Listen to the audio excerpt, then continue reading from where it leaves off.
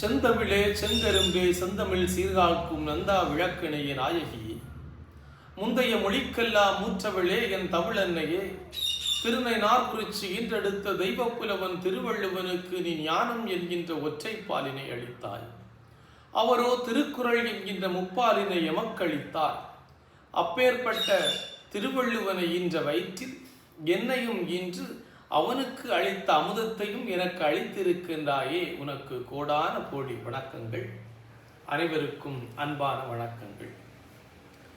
திருக்குறளினுடைய தேடல், திருக்குறளுடைய தேவை இந்த உலகத்திற்கு தேவைப்படுகிறது.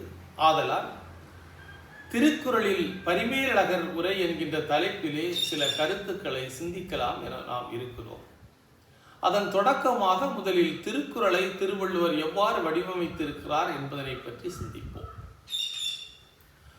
திருக்குறளை எழுதியவர் திருவள்ளுவர். திருவள்ளுவருக்கு பல பெயர்கள் இருந்தாலும் அவருக்கு ஒரு சிறப்பு பெயர் இருக்கிறது. காரணம், தெய்வப்புலவர். தெய்வமே புலவராக வந்து அவதரித்து இந்த திருக்குறளை எழுதியதனால் என்னவோ அவருக்கு தெய்வப்புலவர் என இந்த உலகத்தில் உள்ள அனைத்து மக்களாலும் அன்றிலிருந்து இன்று வரை பாராட்டி கொண்டிருக்கிறார்கள். திருவள்ளுவர் திருக்குறளை ஈரடி வெண்பாவாக அமைத்துள்ளார். இந்த ஈரடி வெண்பாவிலே முதல் அடியில் 4 சீராகவும், இரண்டாவது அடியில் 3 சீராகவும், மொத்தம் 7 சீர்களாக அமைத்திருக்கின்றார். இந்த திருக்குறள் மொத்தம் 1330 குறள்களை வடிவமைத்திருக்கிறார்.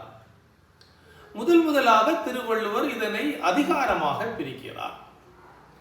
ஒவ்வொரு அதிகாரத்திற்கும் 10 பாடல்கள் வீதம் வைத்து திருக்குறளை மொத்தம் 133 அதிகாரமாக பிரிக்கின்றார். இரண்டாவது பெரும் பிரிவாக பால் என பிரிக்கின்றார் திருவள்ளுவர். அறத்துப்பால், பொருள்பால், இன்பத்துப்பால். அறத்துப்பாலிலே 38 அதிகாரத்தின் மூலமாகவும், பொருள்பாலினை 70 அதிகாரத்தின் மூலமாகவும், இன்பத்துப்பாலினை 25 அதிகாரத்தின் மூலமாகவும் நமக்கு தெளிவுபடுத்துகின்றார். அதன் அடுத்தபடியாக இயலாக பிரிக்கின்றார்.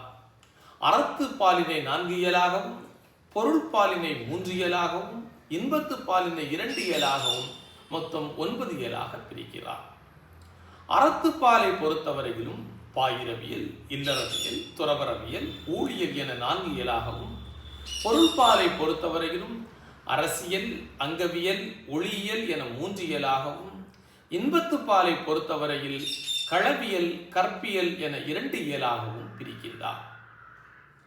அறத்துப்பாலிலே பாயிரவியலை 4 அதிகாரத்தின் மூலமாகவும், இல்லறவியலை 20 அதிகாரத்தின் மூலமாகவும், துறவரவியலை 13 அதிகாரத்தின் மூலமாகவும், ஊழியலை 1 அதிகாரத்தின் மூலமாகவும், மொத்தம் 38 அதிகாரத்தின் மூலமாக தெளிவுபடுத்துகிறார்.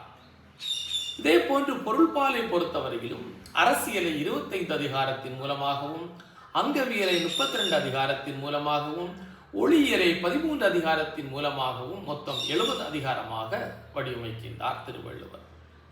இன்பத்துப்பாலை பொறுத்தவரையிலும் களவியலை 7 அதிகாரத்தின் மூலமாகவும், கற்பியலை 18 அதிகாரத்தின் மூலமாகவும், மொத்தம் 25 அதிகாரமாக பிரிக்கிறார். இவ்வாறாக திருவள்ளுவர் தான் இயற்றிய திருக்குறளை 1330 குறள்களாகவும், 133 அதிகாரங்களாகவும், 9 இயல்களாகவும், 3 பால்களாகவும் வகுத்து தொகுத்து நமக்கு தந்திருக்கிறார்.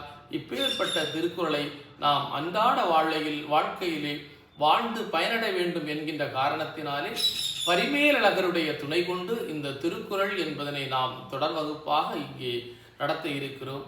ஆகவே அனைவரும் இதனை கேட்டு மகிழுங்கள். நன்றி, வணக்கம், ஜெய் ஹிந்த்.